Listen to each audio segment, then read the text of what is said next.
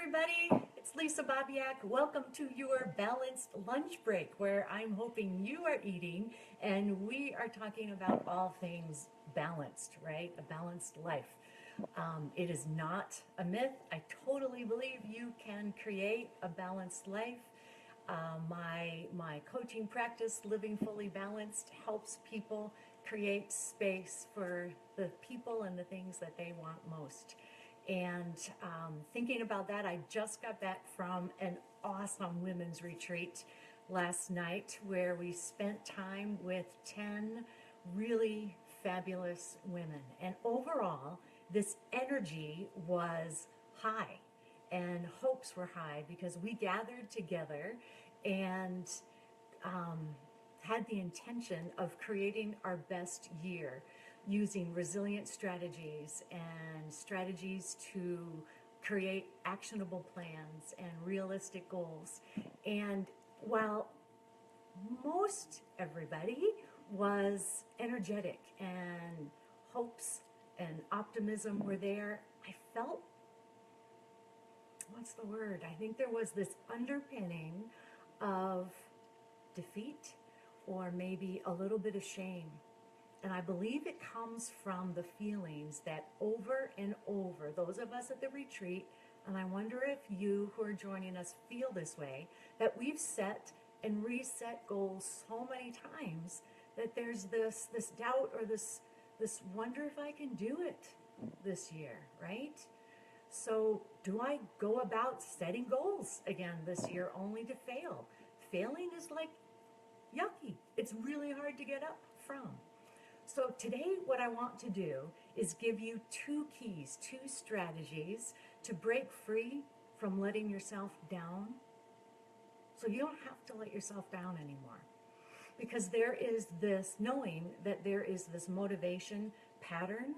I think it's super helpful. So here's the deal. I'm sure you've played it out in your own life. Like when the new year happens or when you've got a new idea or you want to create a new goal, your motivation is pretty high, right? So your motivation is highest at the beginning.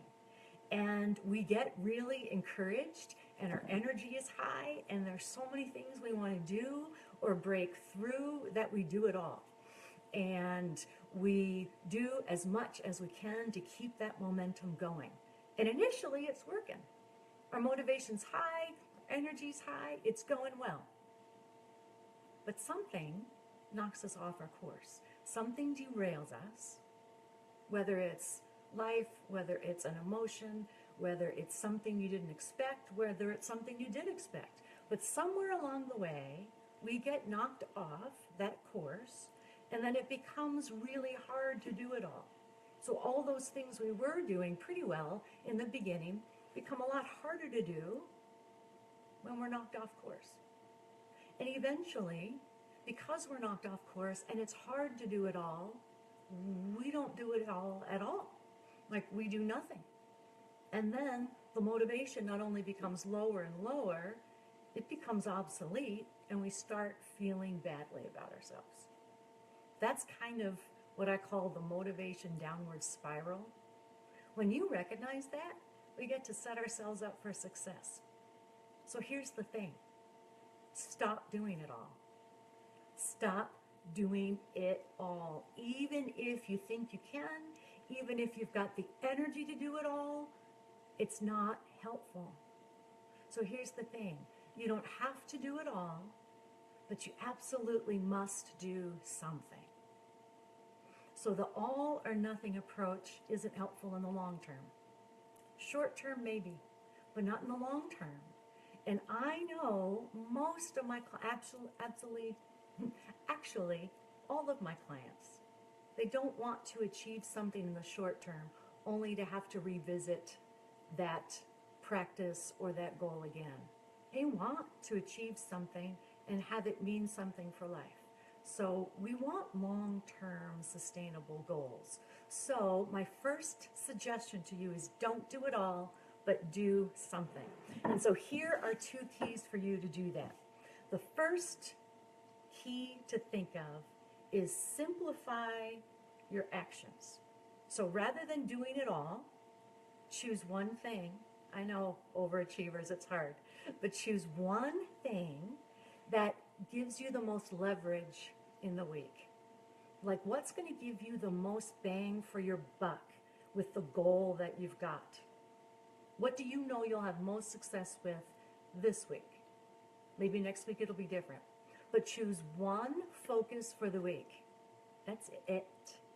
That's it. One focus for the week. And then at the end of the week, reevaluate. Maybe you add another one, maybe you don't. But choose one focus for the week. So that simplify your actions to one focus for the week.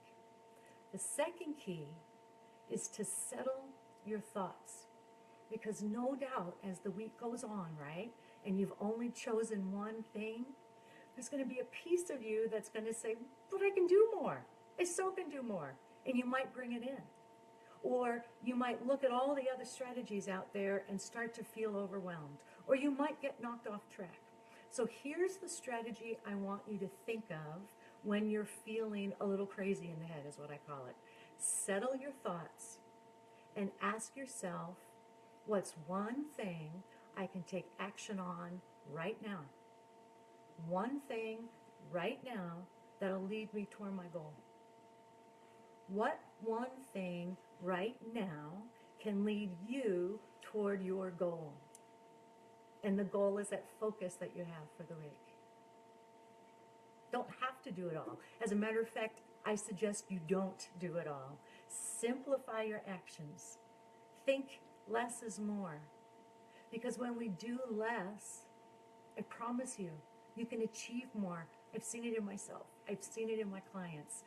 Doing less to achieve more. I know it may be counterintuitive for many of you, which is why it's hard.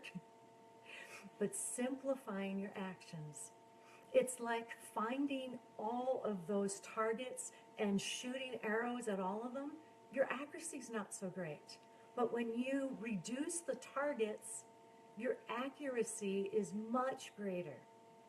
Choose one target to focus on for the week.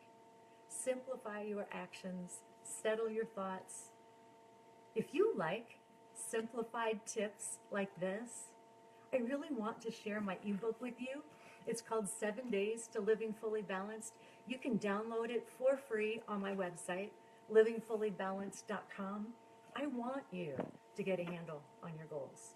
I don't want you to struggle with overwhelm. There's no reason to do that.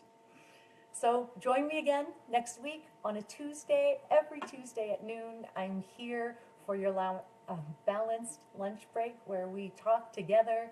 Bring me your questions. I love to answer them live. Share this with your friends, because the more that we talk about creating a balanced life, the more easily you know you can do it.